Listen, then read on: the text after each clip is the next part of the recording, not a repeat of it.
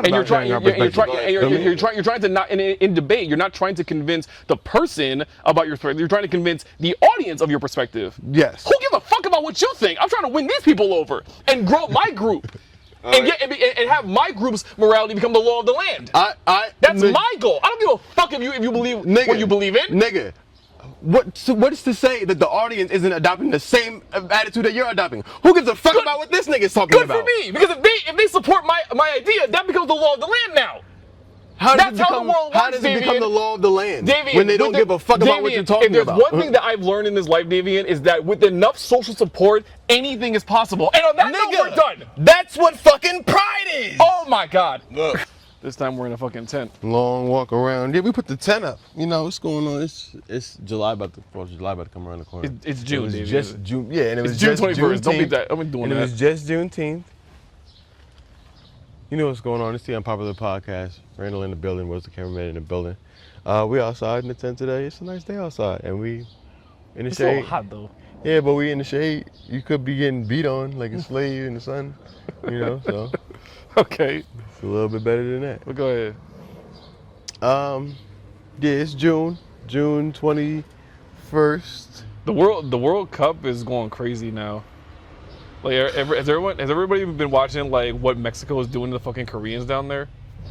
Like they're turning the Koreans out like badly. Mm-hmm. Like they're getting drunk, they're partying, they're like cheering them on. Like, bro, there's about to be a population burst in South Korea of like a bunch of Mexican Korean babies being born. Right. Because they're fucking shit up down there in like the worst way. Those Koreans are having the time of their fucking lives in Mexico. And since the last time we shot, nigga, go Knicks. Because they fucked up New York too. Knicks in game 5. Knicks in 5. Mm-hmm. Knicks in fucking 5. Oh my God. I was at the bar and everyone was like losing their mind when the Knicks won and shit. Yo, everyone was cheering. I didn't even catch the end of the game, but to hear that they won over there in San Antonio, I was like, no, yeah, go on and do that, so we don't gotta wait and then wonder. Yeah. You know, but they fucked New York up anyway. New York real talk, fucking like I don't even watch basketball like that. Like I haven't watched basketball like seriously in a while. But Wemby's a bitch ass nigga. Like I'm sorry. Yeah, he's a hoe for not. Like Wemby's a bitch ass nigga for the shit that he did during the playoff games. Like you acted like that in the playoffs, but didn't do any of that during the regular season. Like come on, bro. Like what are you doing? You're 6'4", you're 7 feet, like 240 or 260. Like you're a big dude and you're acting like that. But it is what it is. Listen, when it's time like that, everybody gets like that. I've seen LeBron get like that. Yeah, but LeBron's been all right. LeBron a hoe ass nigga too sometimes. Word is born. Fair enough. Well, sports are going crazy. Juneteenth, like you brought up, shockingly enough, Haiti versus Brazil played. It was the first time that Haiti was in the World Cup since the 1970s. Wow. So it's been 50 plus years. So like I was telling you earlier that like I went down to the bar to go watch the game with a couple of my Brazilian friends, which I made a mistake doing.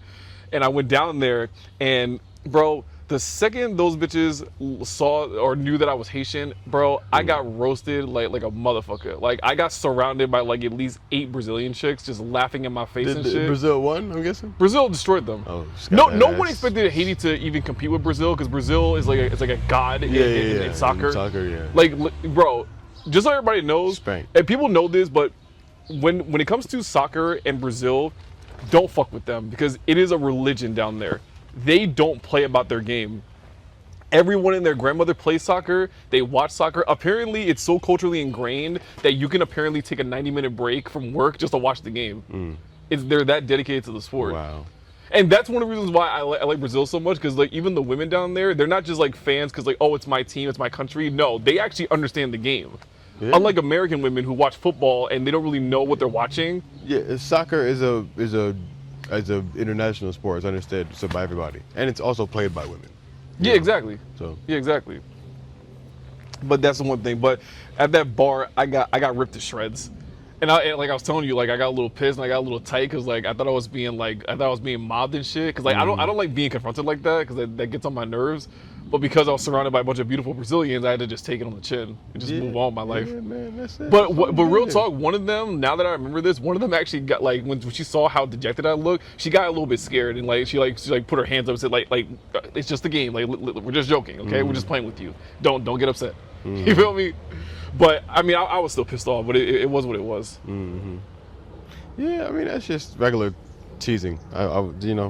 We already had this conversation before, but yeah. I've never learned how to like differentiate between like bullying and like playful like teasing and shit like that. Yeah, they're just fucking with you, man. That's just how sports go. It's sports camaraderie. You can sit here and know somebody for 50 years and know that this is their sports team, and I don't care how many championships they won. I will look at you every day and be like, yo, your team fucking suck, nigga. And here's the thing, Davian. Like, so I think one of the things when it comes to like that competition, tell me if I'm wrong for saying this. Is it true or not true that when a man kind of busts another man's balls and like kind of talks shit in a competition, or even like just shit talking in general, that's a little bit different than when it comes from a woman? Does it feel a little different when a woman kind of like comes at you and kind of like, pokes fun at you for like your team losing and like kind of like roasting you a little bit? Does it feel a little bit different and almost like a little bit hurts a little more? It's uncommon. Yeah. And I think that level of, I'll call it either like vulnerability or embarrassment, is something that we're not as versed with. And I think that's why it feels different. But I don't necessarily believe that it's any different than anything else. Like it's not objectively any different, but the feeling of it, like a man, like me roasting you because let's say like you're a Giants fan, I'm a Jets fan, and like the Jets beat the Giants and I rip you to shreds. It's kind of funny and amusing, but if I were a woman and I did it to you, it would feel a little bit. It would feel a little bit harsher. At least to me, like that's why like when I got mobbed at the bar, I felt like I was like, yo, like did I just get stabbed or something? Like that did not feel good when these women like came at me like that. That did not feel right at all.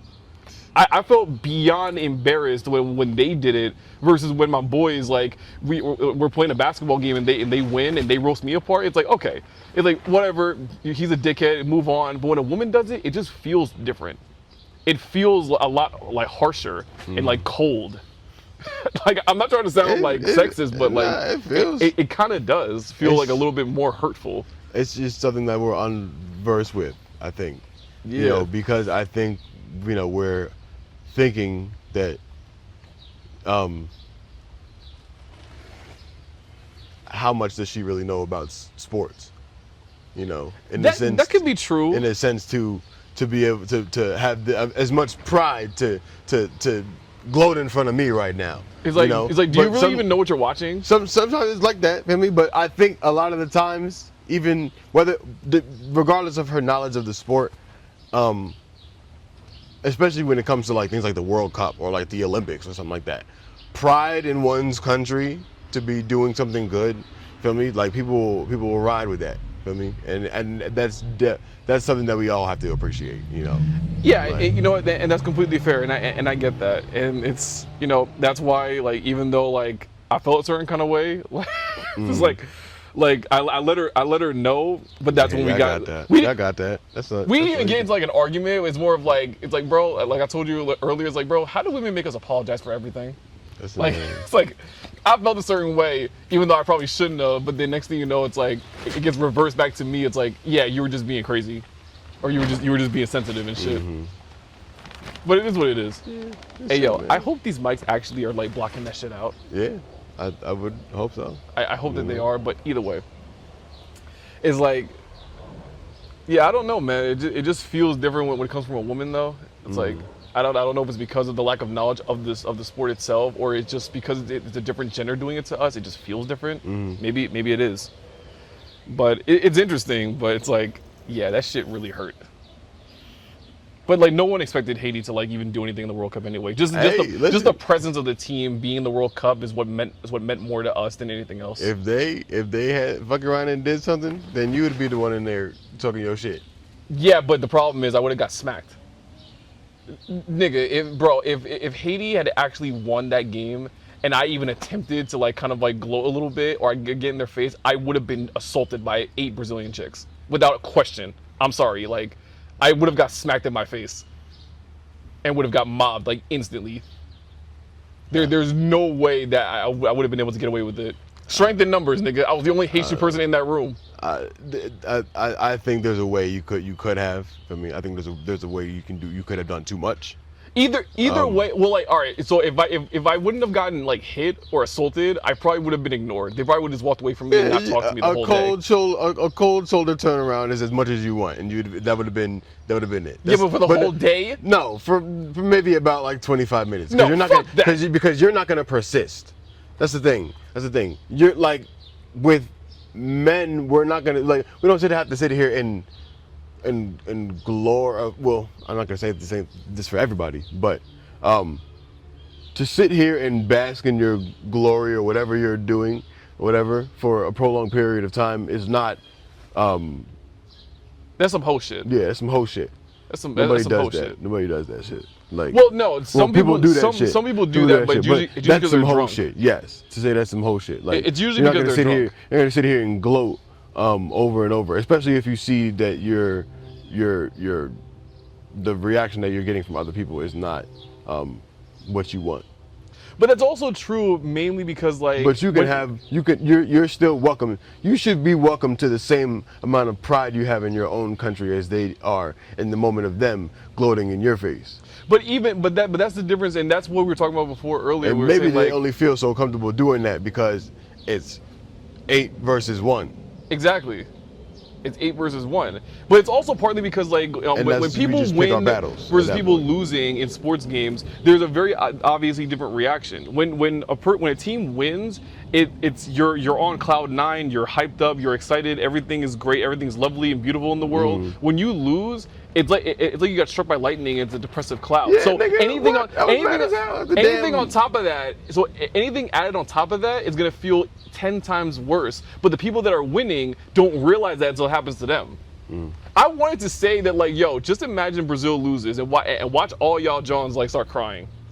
Because it's that serious to them. And imagine I tend to gloat in your face while you're crying about it, and I literally, because I'm not gonna lie to you, bro. Even she said that. Mm. As I walked in and I saw the score 3-0, and she looked at me. She goes, "Yo, it's okay. Don't start crying yet."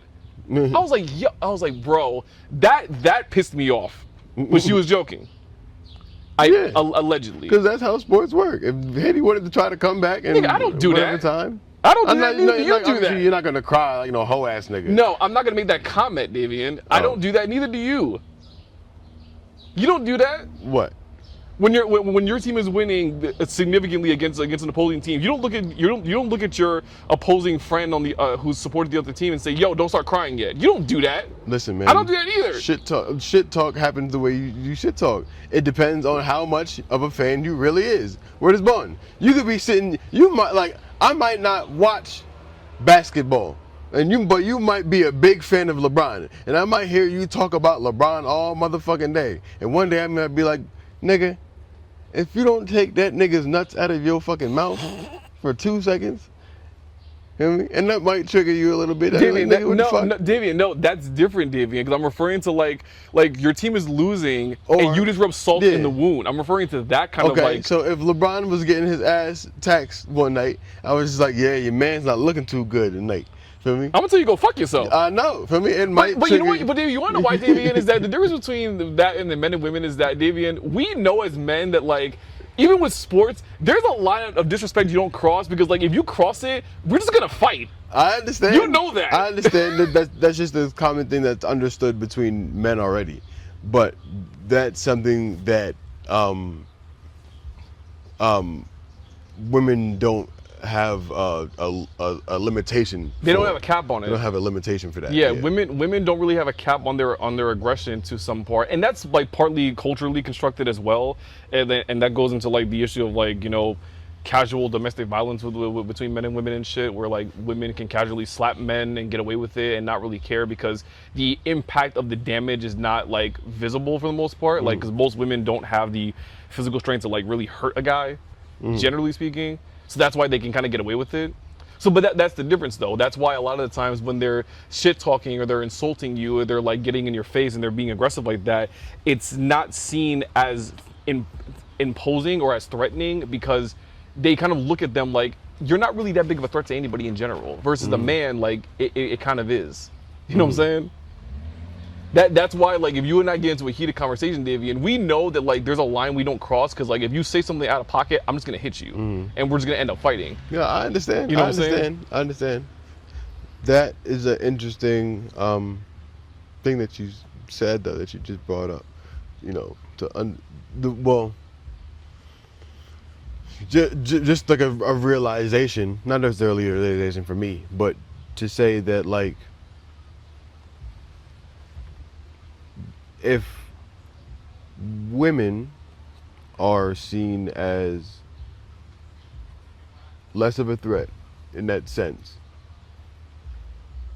why don't we do more to, I guess, kind of shelter or protect that in a sense? What do you mean, shelter or protect that?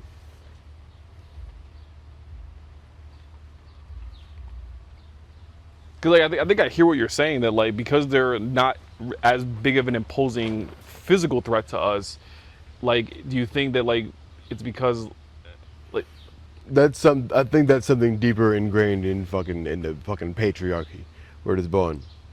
yeah, and that's true, Davian. But I think it's also partly just like simply also biology as well, where it's like, yes, men and women physically are not the same. Yeah. There's a significant difference in strength abilities. Like a man and a woman at the same height and same size and same weight, the level of strength is still significantly different. A 200-pound man and a 200-pound woman, the physical strength is by far like significantly different. Because I've seen it in the gym that I go training at. There's a woman that I know who actually is a power lifter. She's 5'3", maybe 140 pounds, like soaking wet. She's really not that big, but I've seen her lift like 405 on a deadlift. But but here's what's even more fucked up about this. Her husband, who also works out at the same gym, he's 6'4", 260. He lifts it up without even trying. That's the difference in size. And the thing is, she's stronger than me. Yeah. She's stronger than me, but that's very relative to how much stronger other men are compared to me. So, like, if you're stronger than me, there are other men that are 10 times stronger than you. So there's no real contest. Like she could probably beat a man's ass without even trying, but like her husband could beat 10 men's asses without even trying. That's the real difference, though. So, like, because of that biology and those varying differences of physical capability between men and women, there's just understood that, like, because women are not as physically equal to men in terms of size and strength, fighting between the genders is just not right, obviously, in most cases. Again, like, some women can fuck men up, because I know that. I train jiu-jitsu and I get manhandled by girls all the time. So it's one thing, but a more experienced jiu-jitsu guy against another jiu-jitsu woman, it's still not a contest. You know what I mean? The strength level is still going to be substantial, where, like, if a jiu-jitsu black belt male, like, grabs, like, a purple belt female in jiu-jitsu, it's not a contest. Like, you're going to lose. You know what I mean? Yeah, you're going to get beat. It's not on the same skill level. It's not even on the same skill level. Like, even a male purple belt and a female purple belt, like, if they really were, like, competition level fighting, the male's gonna win almost every time, because the size difference is gonna matter, because he probably is gonna be at least 40 pounds heavier than she is, most likely. Even if they're at the same skill level as a purple belt, he's still heavier than her. So that but physical, you wouldn't match somebody up like that. But Davian, that's what I'm saying, Davian, because of the fact that there is a difference in the genders and their physical abilities. You would have to match it up by weight if that's how you're gonna do it. Yeah, but again, like I just said, Davian, a man and a woman. But that's how we already do combat sports. Yes, I hear what you're saying, but I'm still standing on this statement, Davian. A man and a woman at the same physical weight, the difference in strength is still miles ahead of each other. A 200-pound man is at least 3 to 5 times stronger than a 200-pound woman. There's no contest about that. There's no question about that. That's why male and female powerlifters are separated, because even though they're the same weight class, women powerlifters are still a lot weaker compared to male powerlifters at the same size. It's just the difference in muscle density and muscle tissue. Men have more muscle tissue than women do on average. You know what I mean? Now, obviously, being a professional powerlifter, there is a difference in technique and skills to actually lift that weight. But, you know, when you add natural physical differences like muscle tissue and like just size and bone density, it's gonna be impossible. Like, bro, like, you know, people talk about men and women fighting in MMA, for example. It's like, okay, like, you know the fighter Amanda Nunes, right? Amanda Nunes is one of the greatest female fighters to ever like step into a cage. She walks around probably at 175 pounds. She's a very big girl for her size, for a woman actually. Like, women typically don't break like past 140 pounds without getting like fat or overweight. You can put her in a cage with me, you, and probably all the guys that I work with, and she'll fuck all of us up without even trying, right? You can't put her in a cage with Justin Gaethje. She will actually get killed by Gaethje. Look at what Justin Gaethje did to Ilia Topuria a week ago. He beat the shit out of Ilia Topuria to the point where Ilia quit on the stool. You put him in a cage with Amanda Nunes, Amanda is going to die. She's not going to survive. One overhand right and she's going to sleep, and she's probably going to get a hematoma on top of her head. That's the difference. She can do that to us because we're not trained fighters, and we're not professional athletes. But a male professional athlete who fights MMA and has been doing it for over a decade, there is no contest. There is no contest. That is a murder trial. You know what I'm saying? I see what you're saying. I mean, obviously. And that's nothing to do with that's nothing to do with the patriarchy or whatever it is. It's just the difference in biology and physical abilities. I understand.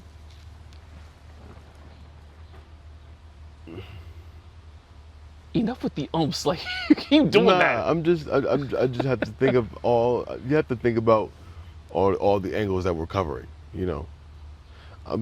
What's on my mind right now is I'm thinking about, like I was talking about protecting or like these women, because we're obviously saying that they're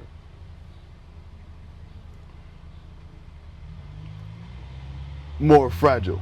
Obviously, they're not more fragile necessarily. It's just more of like, I don't want to call women fragile. It's just that obviously they have their own leagues to fight amongst themselves. Women and men have different physical ceilings in terms of their abilities. Women and men like are objectively built differently. That's irrefutable. Right. Like, as a man who grew up with sisters and a mom and like 20 aunts on my mother's side, I know definitively that there is a real physical limitation to what women and men can do in terms of their physical and athletic abilities. That's just common sense. I don't want to make it seem like, because I don't think that's something to defute. I think what has been the problem over a long time of history has been equating that same knowledge to like the mental capabilities and stuff like that. Yeah, no, 100%. Yeah, absolutely. Like, that's how we've gotten to like making laws for women's reproductive rights and regulating their bodies and controlling what they. But that's why I don't want to push this narrative that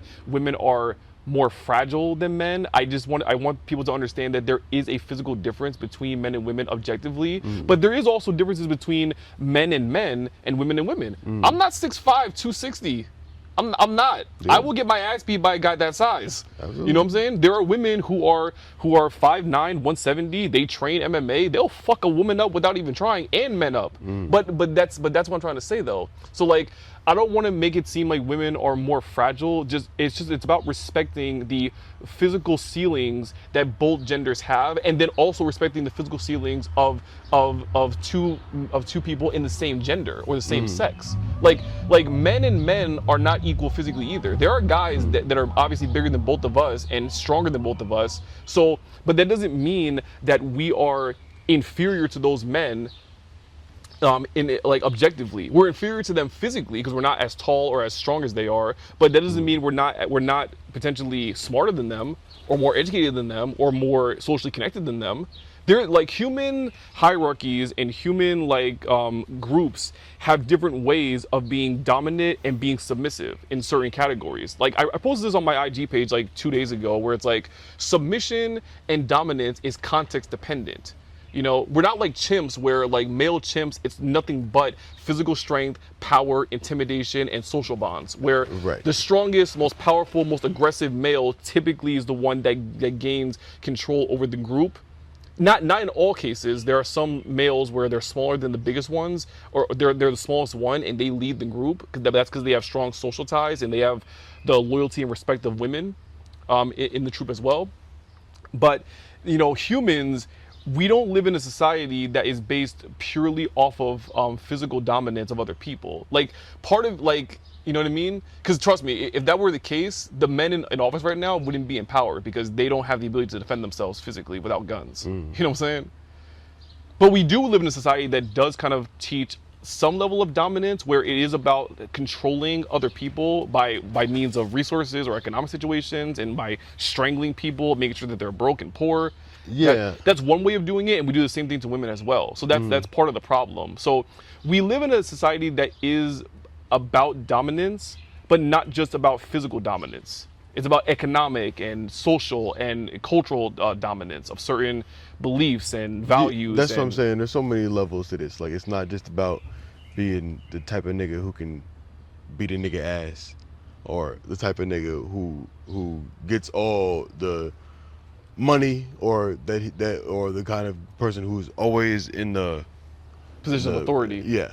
Yeah, exactly. Because just because you're in a position of authority doesn't mean you deserve it, and also doesn't mean you're good at what you're doing anyway. Because authority is nothing without responsibility, and too many of our politicians and people in power have the authority but don't have the responsibility that goes along with it.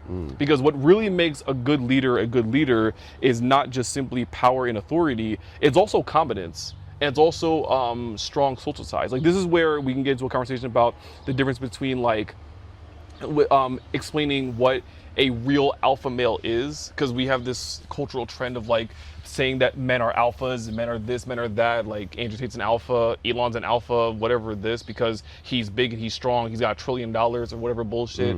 But if you think about it, and a real alpha male is not based purely off of power. It's actually based off of competence. It's based off of empathy. It's based off of skills, and it's actually also based off of social affiliation and connections.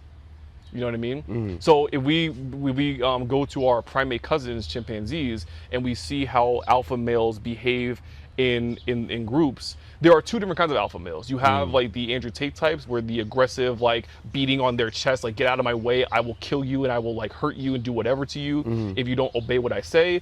Those males typically die. They get killed after like a few years of reigning power in their group, or they just get kicked out because the lower ranking males form coalitions to kick them out anyway. You know what I mean? And then you have the actual good alpha males, for example, like, even though he's not perfect, Obama, for example, is a concept of like an alpha male who was the leader of a country, but had strong social support and strong social connections. And that's actually what makes him a much more liked leader. Because think about it like this. As an alpha male, do you want to be the guy when in your older age, do you want to be cared for, or do you want to be pushed out of society? Because that's what happens to males in positions of leadership, where if you retire or hang up your hat and you move on from your position, how strong your social connections are plays a much larger role in your respect and place in that group than just simply ruling the group with an iron fist. Absolutely. Yeah, exactly. That's what it is. So it's like, yeah, like you have to be caring. You know what I'm saying? Absolutely. I think I'm trying to relate this back to the other conversation that we have on topic that we wanted to discuss, in talking about like access to people, not just necessarily a one note thing of it being pussy per se. You know what I mean? Because that shit always costs money. You know what I mean? And if you want to pay the direct door to that, obviously it's going to cost money. But I think So let me just make this full disclosure again, because I've been doing this for a while now on this podcast, in this episode, and we haven't made it very clear. When I say that pussy's got a price tag, I do not literally mean like prostitution type price tag where you literally pay a girl to have sex with you. I'm referring to the reality of when you are dating and you're in a relationship with a woman, especially in the Western world where most men adopt the concept of provider. Number one, you can't call yourself a provider by saying, oh, I provide because I provide emotional support. Nigga, that comes with the territory. If you're in a relationship, providing emotional support is the default standard. You don't get to claim that you're a provider by simply providing emotional support. Because quite frankly, most of y'all niggas, when it's time to actually do that, and it's time for you to actually be emotionally supportive, you don't do it. Number one. I hear what you're saying, but I think what I'm trying to put emphasis on are the people who don't have that, or who don't Who don't have what? Who don't have the actual money?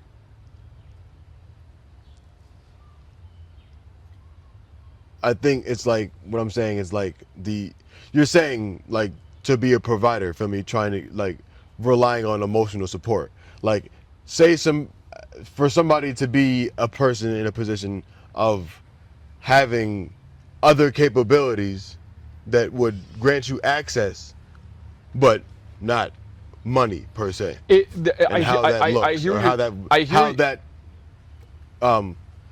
How that statement could make someone think.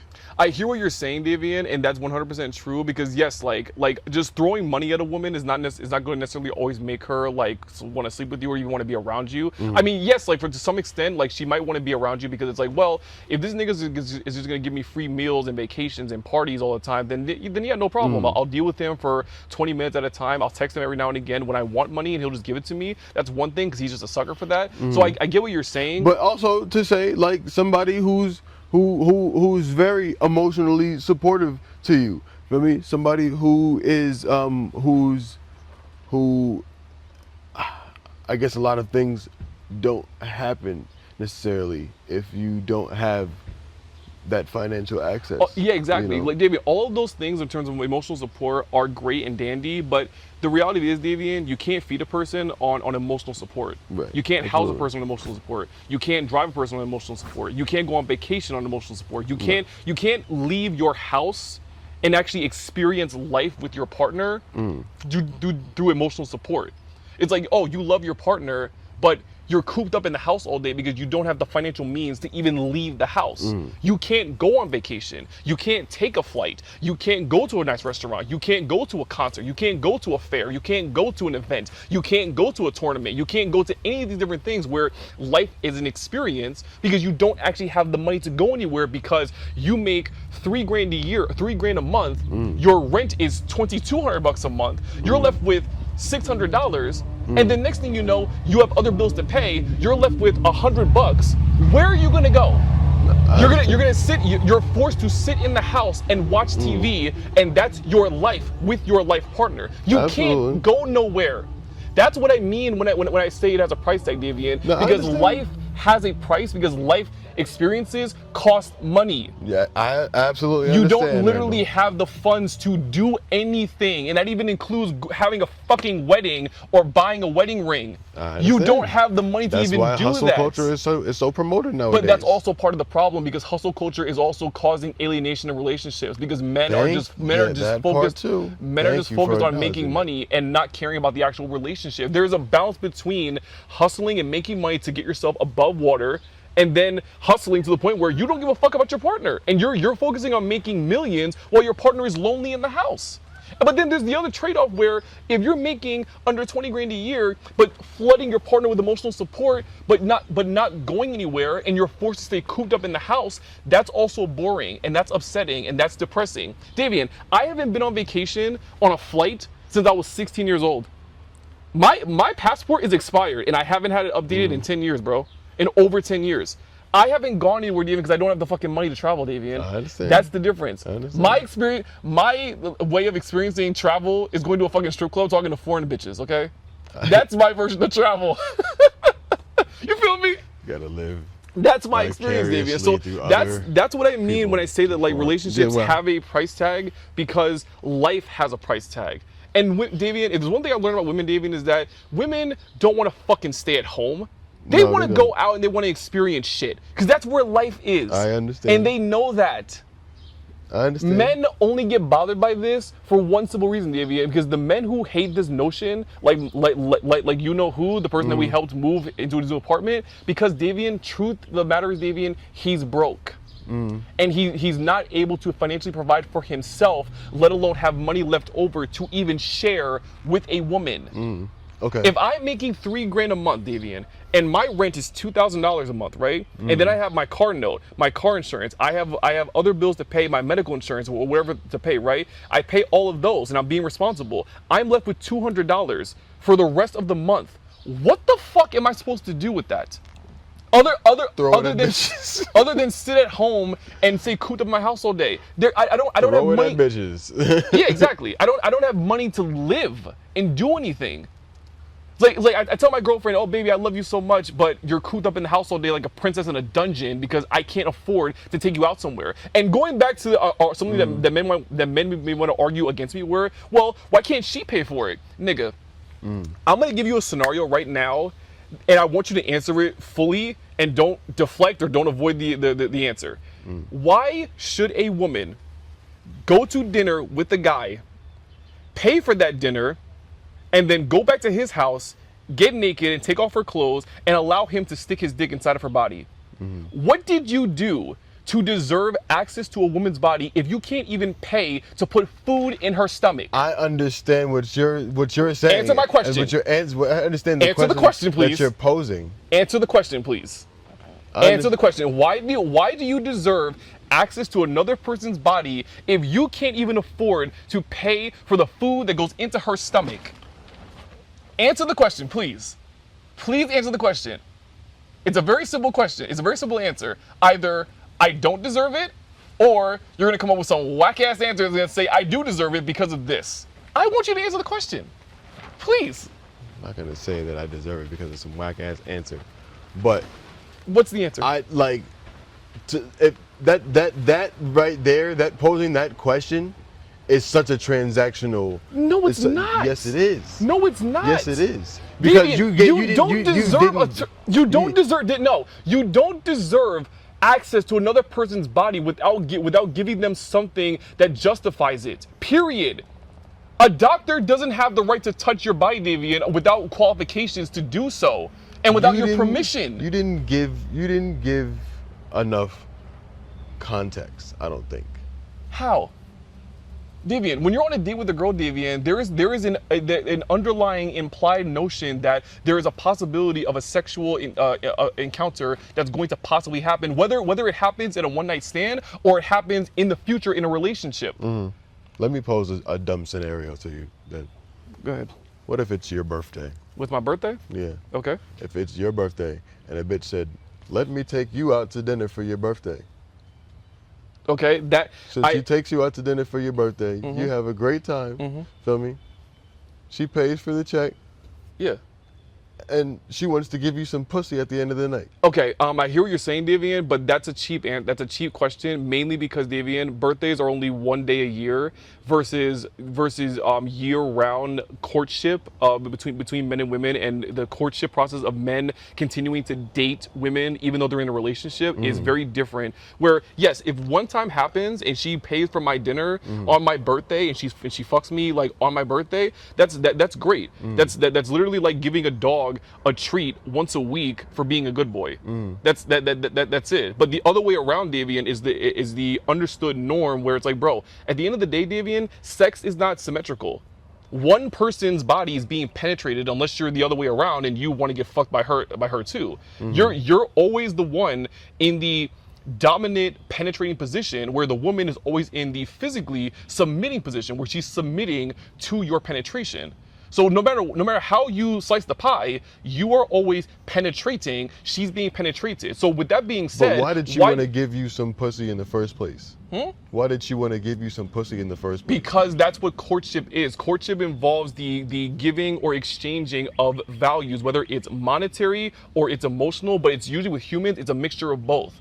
I understand. And I think sorry to cut you off, but I think what we may be miscalculating is the weight that you're saying that social cues carry or social relationships carry, because people do shit for no reason sometimes because of because of that. And that's fair, Davian, but that doesn't always that doesn't happen all the time. And if it does happen, Davian, at some point in the future, it's not gonna last. Yes. No, I'm not saying that it's sustainable. Just doing that solely. I understand that it's a balance between you the two. can hook up with a woman a couple of times basically for free, but at some point in the future, Davian, there's a very high probability that what she's gonna want after those few sexual encounters is a relationship. And we all know all the shit that happens in a relationship. There's long-term commitment, there's serious emotional investment, there's a possibility of children getting involved, which then is an even bigger price tag you gotta pay for because you gotta pay for a fucking child. I understand. So that's all it comes down to. So but at the end of the day, she's bearing a larger portion of the responsibility in that because it's her body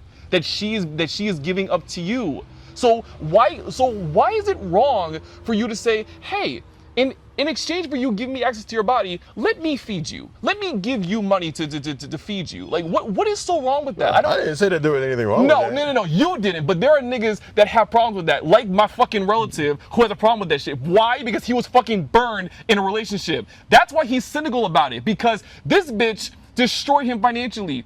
He paid her rent, her car note, her car insurance. He bought her 4 iPhones. She lost 3 of them and broke the 4th one. She ripped him apart. She punked his ass and basically drove him into debt. And he got nothing out of it. He didn't get a long-term relationship. He didn't get children out of it. He didn't get marriage. Nothing. That's why he's cynical about it. But this is my whole point with men when it comes to the whole idea with, please don't cut me off.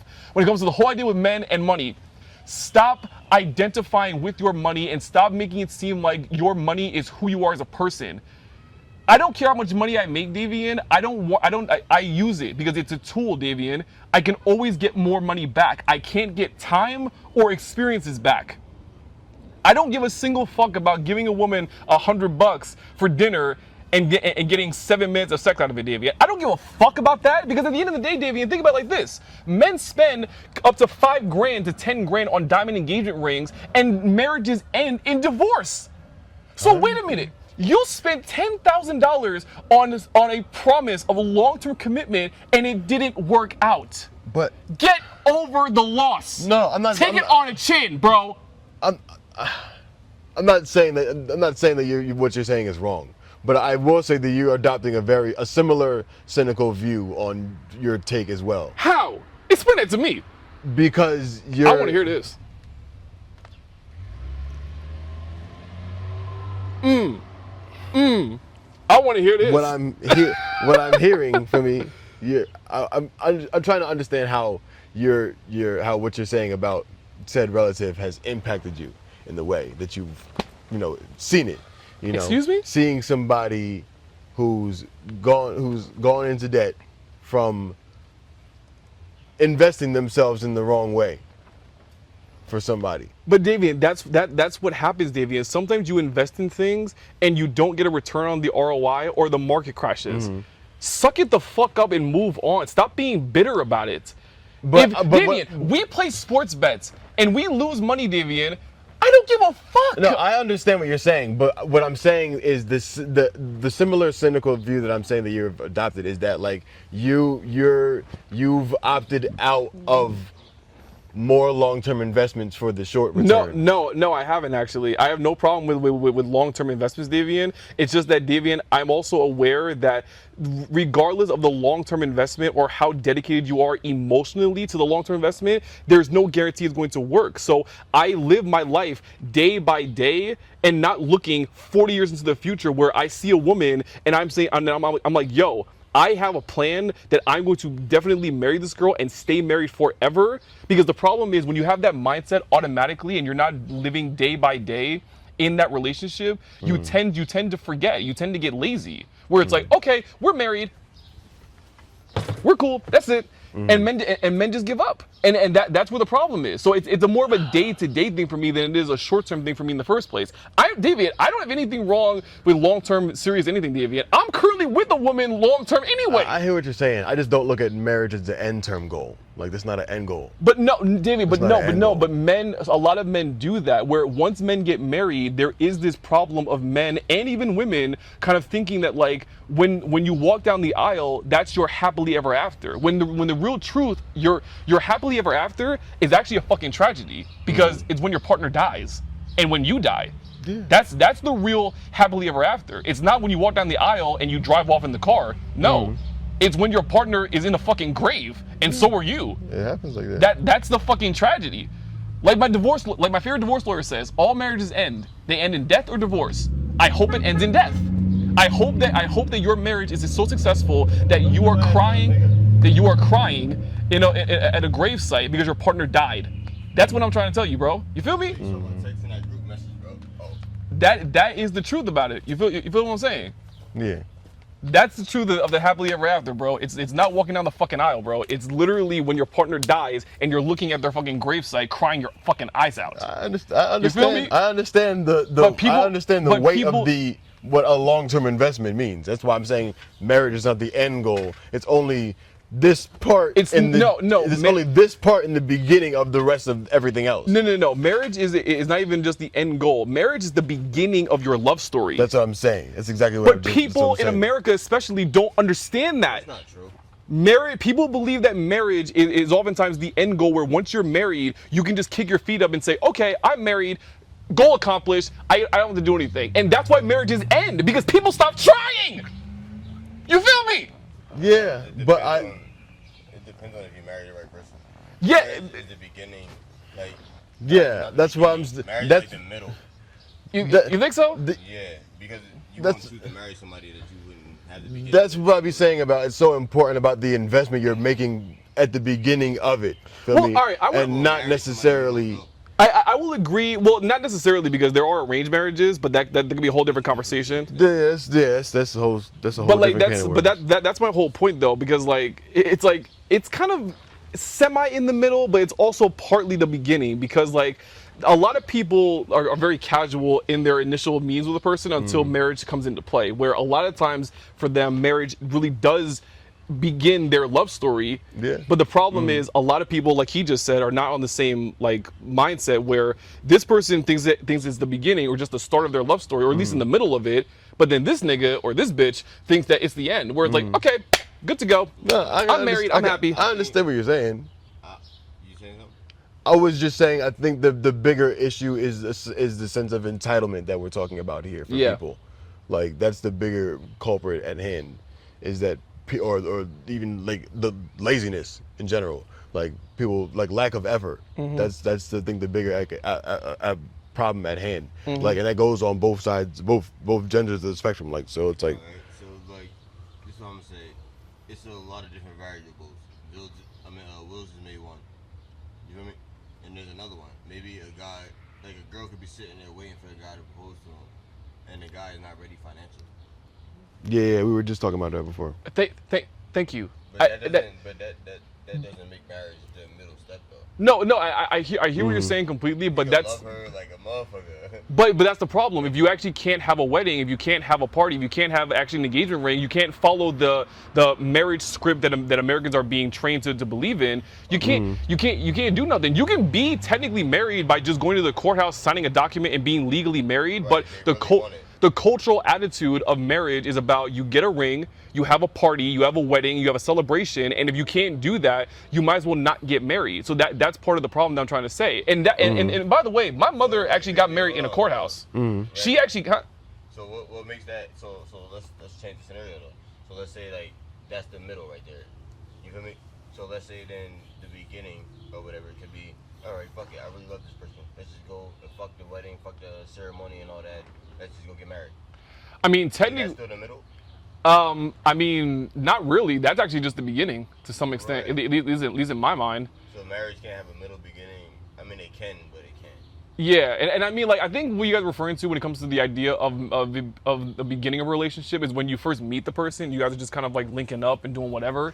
But I would argue that, like, many people culturally will argue that, like, that's just you guys kind of fooling around, kind of figuring out what you want to do, as opposed to like having a serious relationship. Because I know a few women, in my experience, for example, that have been with guys for years, and they really were just placeholders, where the guy was dating this girl for like almost 6 years and nothing happened as a result of it. They didn't get married, they didn't have kids, so that's 6 years down the drain that she didn't get back. Is that what you're going off of? Not necessarily, but I'm just giving an example of, like, it's like. My mom is divorced as well, but there's plenty of people out there that's like Zillian's mom, for example. been married for years and they're perfectly fine, you know. Yeah. Like it just depends. Like, Well, you it's choose the also right person. it's also a matter of like people's attitude of whether or not there's a difference between, let's say, just like long-term commitment being considered marriage and people actually getting legally married. It's actually documented where if you've been with a person for 10 years, you can, let's say, emotionally say, oh yeah, we've been together for 10 years, so we're basically married. You can say that, Yeah. but there's a difference between that and like actual document. the actual declaration of it. Yeah. Because remember, marriage is not. You can have a girlfriend for fucking 50 years. Yeah, and not be exactly. married. Yeah, exactly. But you know for a fact that y'all married, but y'all not married. You're just committed to that person. You're not necessarily married, because marriage again is a social contract. Like marriage is not actually for you anyway. It's actually for the people around you. Alright, so let's take the definition of a marriage and just say marriage as we know what marriage is. You could be in a relationship for 50 years and say you're married. Yeah, no, yes, you can say that on an emotional standpoint, but from an actual So if you documented saw somebody standpoint, for 50 years and you saw them in the club kissing somebody, and that was your girl for 50 years, you decide not to get married. Would you not be mad? what do you mean? Like if you was dating someone, not marriage, but just that's your girlfriend for 50 years, Yeah. and well not 50. Let's break it down because 50 in the club is crazy. 20 years, and she in the club kissing somebody, would you not be mad? I mean, technically, yeah, because we're technically committed. But again, like I'm not denying that commitment isn't serious. But again, I'm referring to the actual legal Marriage being the title. the actual title. Like yes, like you can be committed to somebody, The title too, and it's damn near the same as marriage. but you can also just like chop those years down and say like, oh, you've been with the person for 8 years. That could be technically considered marriage in the first place. But that's also like. Right. But again, He's like saying marriage. He's saying the legal definition. The definition of marriage is for the paperwork. yes, that's what I'm coming off of it. He's coming off of it more from like just like being with a person for so many years, and that basically can be considered marriage that's from the an commitment, emotional that's the commitment, and yeah. I'm not denying that. Like I'm not necessarily for getting married like legal like being legally declared marriage where the government can keep tabs on who's fucking who. I'm not for that. So that's a lot of open tabs into your life. Exactly, because that's literally what it is. Marriage is just a way to track who's fucking who. That's literally all it is from a legal standpoint. I'm not for that for the most part. You feel me? I don't mean to change the topic. That's an e-bike, right? Yeah, Who's that? I think this is squirrels. Who? Squirrel. How much time we got? Nah, How much time we got? Is it Indian out? nah. They on a Hello, shooting trip. podcast here. Yeah, my bad. Stop getting distracted. We're at 51 minutes. All right, let's keep going. Let's Alright, so stop let's getting change distracted. the topic real quick about this flat Earth shit, because I know that you be into shit like that. What you mean? The flat Earth. No, no, and we're not talking about that. I know. Okay. Different. Yeah, podcasts. different podcast. We're not talking about that. We're talking about this. Forget. Yeah. So so go ahead. Continue, please. Y'all was talking about marriage. So like it's more of like for me, marriage is really just a social contract. It's a social practice because it really is just like a way for the government to keep tabs on who's fucking who. That's why you wear a ring, because it's a way to signal to your community members that you are committed to this person. So it's like he said, you can be committed to somebody in your mind, but people around you, because we're social animals and we engage with people on a social level, they don't know that. You can say that all you want, but the ring is the real symbol of you saying and declaration that you are actually committed to this person. So that's why people take marriage from a legal standpoint is actually serious.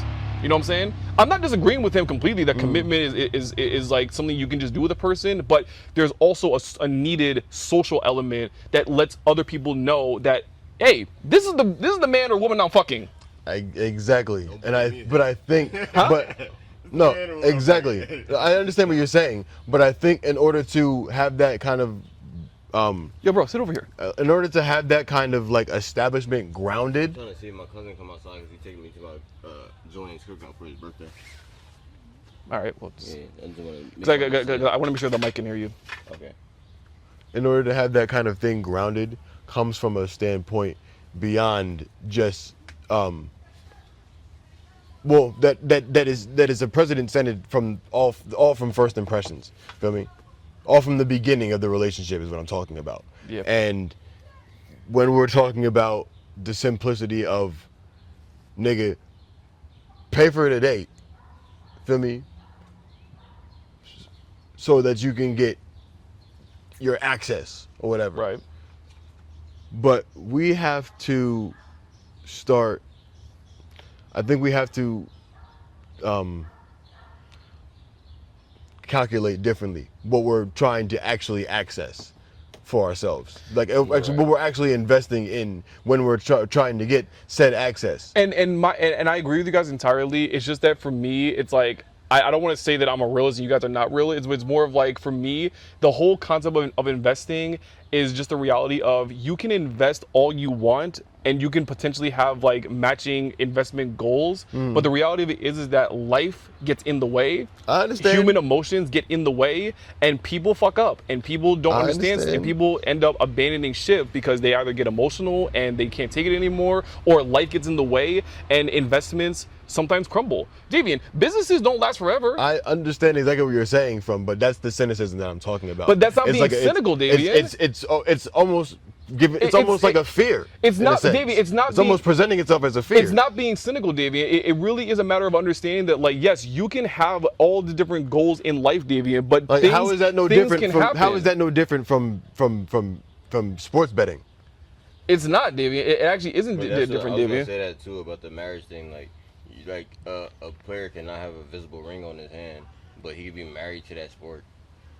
I mean, like I get that point, but again, that's pride. That's pride. What we were talking about before. But again, that's still an imagined arbitrary. But that's no, pride is not imaginary. That shit is real. People will stand on a hill for what they believe in and die for it. Right. Word is born, and that doesn't matter what level of what we're talking about. Inside your mind. But it's still inside your mind, though. It's not. It's not founded in actual reality. But how are you going to? But like you sitting here debating on that with facts is not going to dispute their belief for them. And this is why you and I are on two different sides of the spectrum, Davian, because I don't believe in stuff like that, Davian. I'm not a story-motivated animal. I'm not. This is why I ask you questions like, how do you enjoy life, nigga? I just live.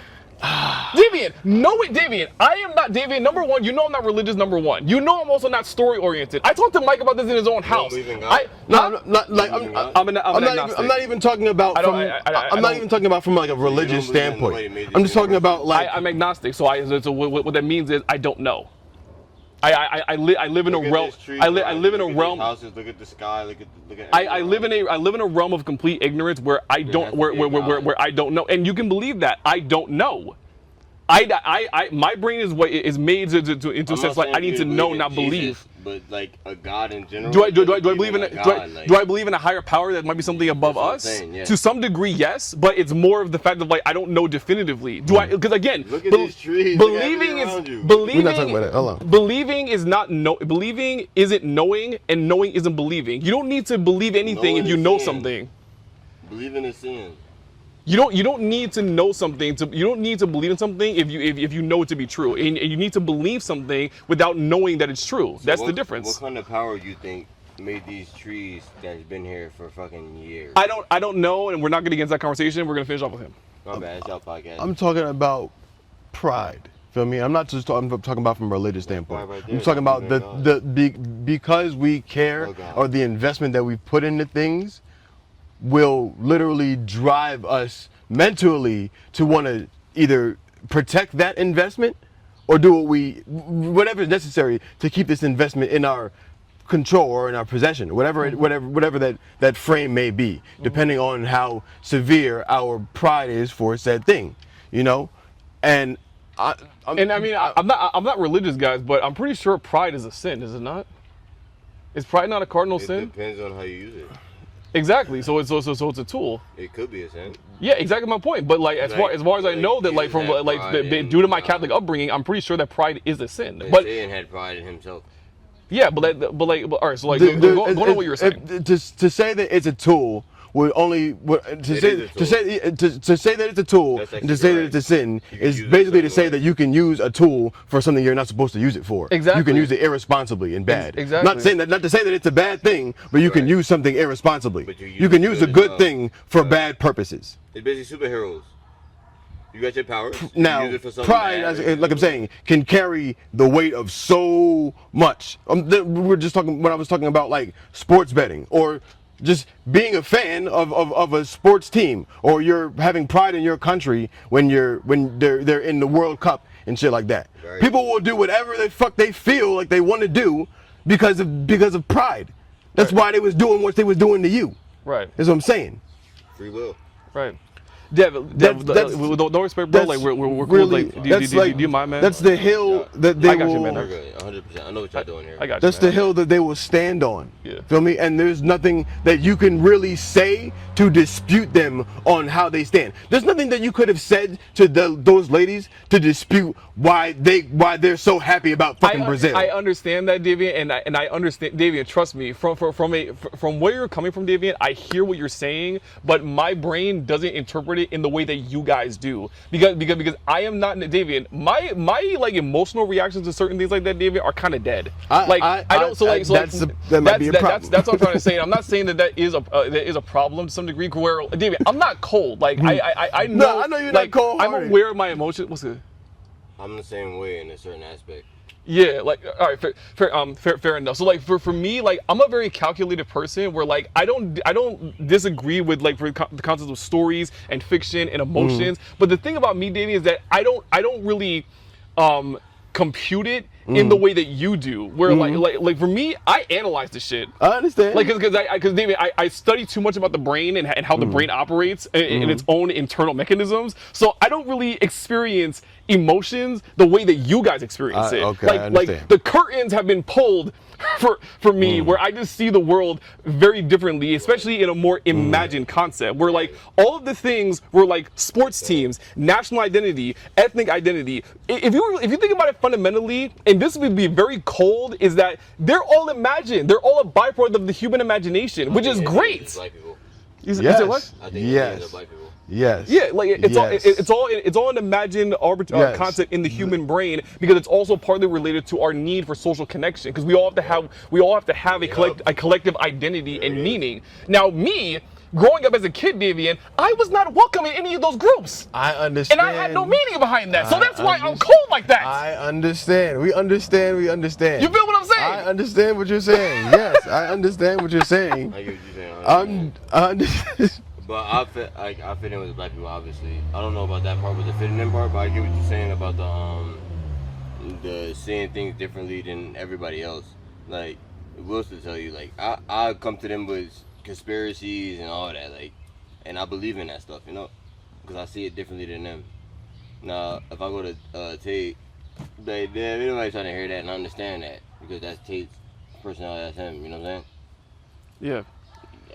Go ahead, y'all go ahead. No, yeah, like I feel what you're saying. So like it's not me being cynical, Davian. I just look at the world through a much more like, I don't even want to say cold way of looking at it, Davian. Like I look at the world, quite frankly, this might sound cynical, Davian. I see the world very much like a giant zoo with a bunch of different groups of animals trying to fucking deal with each other. That's how I see the fucking world. I understand. I know that might sound cynical as hell, because it's a way for us to regulate our behavior and minimize the violent elements of human nature, but that's what I see. And unfortunately, when the blinds are pulled from your fucking eyes, you can't unsee the shit. I understand what you're saying, and it's hard to. I understand what you're saying, and it's hard to wash that kind of like bliss back over yourself. Like you can't revert your eyes or your mind back to where it was before you've seen what you've seen.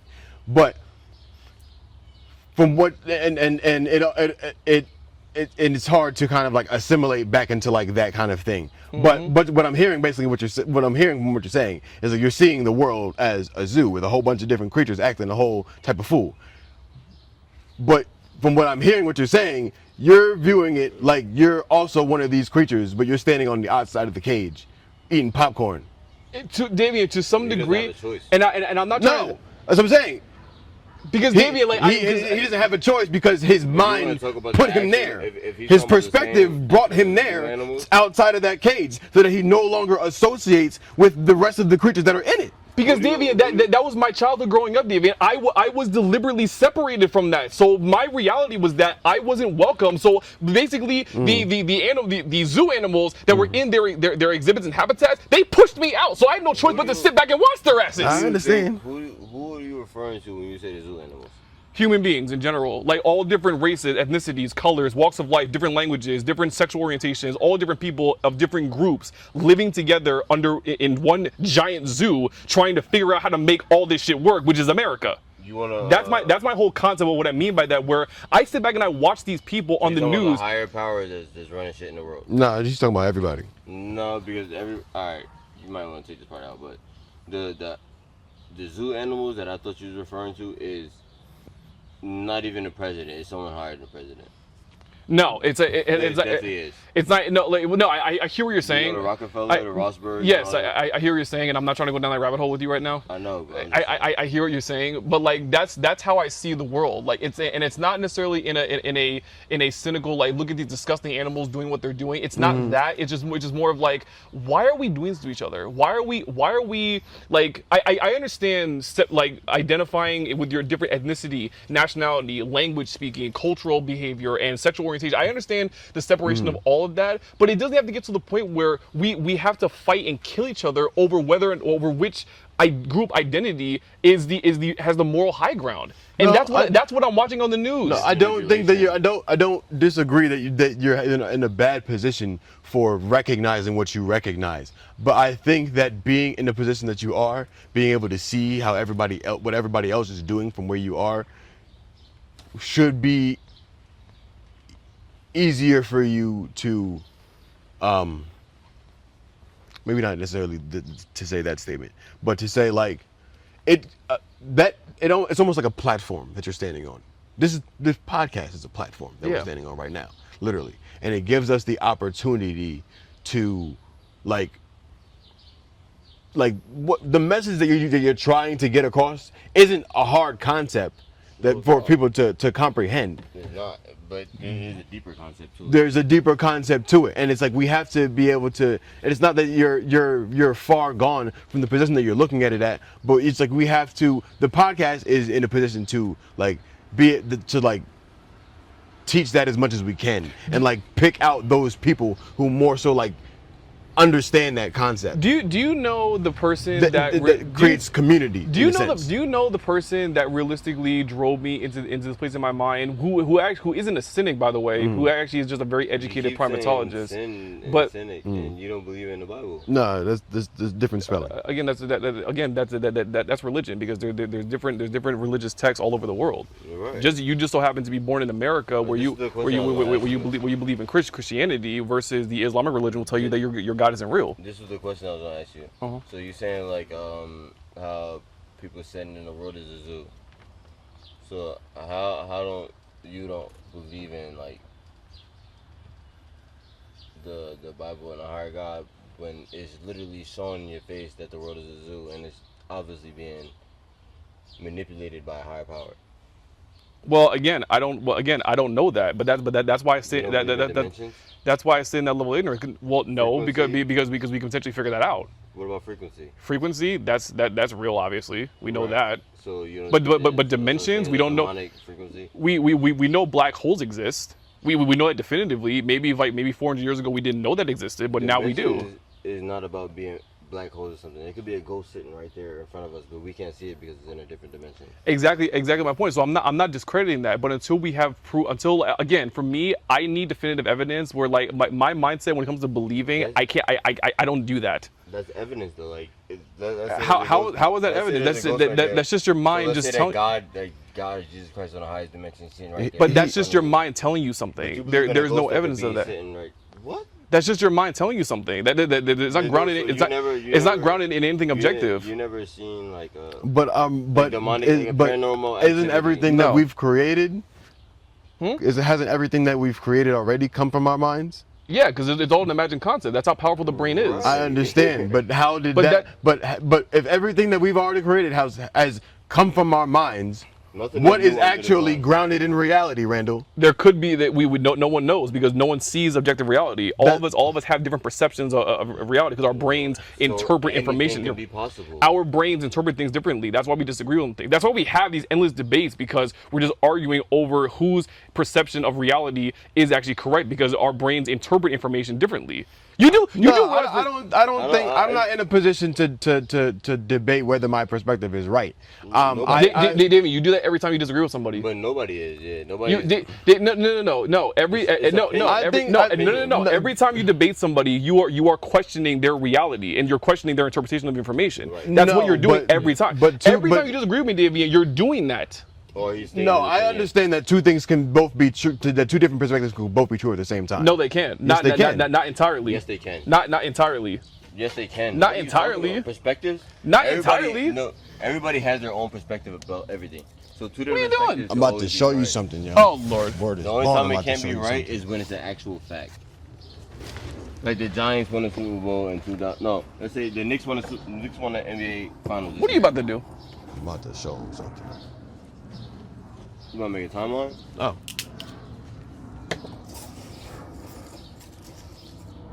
What do you see on the table? I see a W.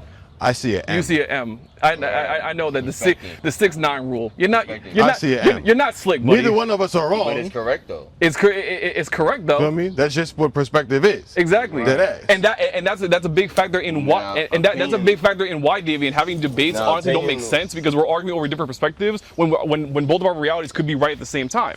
Yeah. That's why debates are pointless sometimes. Y'all keep talking about perspective. No, I don't think debates are pointless. I think sometimes they are. I think all. No, debates are about opinions, not perspective. They're about. We all see different perspectives. So how is it not? And about you're trying to not in debate. You're not trying to convince the person about your perspective. You're trying to convince the audience of your perspective. Yes. Who gives a fuck about what you think? I'm trying to win these people over and grow my group. And have my group's morality become the law of the land. That's my goal. I don't give a fuck if you believe what you believe in. Nigga, what is to say that the audience isn't adopting the same attitude that you're adopting? Who gives a fuck about what this nigga's talking about? Good for me, because if they support my idea, that becomes the law of the land now. How does it become the law of the land when they don't give a fuck about what you're talking about? If there's one thing that I've learned in this life, Davian, is that with enough social support, anything is possible. And on that note, we're done. That's what fucking pride is. Oh my God. Look. That's what fucking pride is. Look. We're gonna catch you on the next episode. This was the cameraman in the building, Randall in the building, and we'll see y'all next time.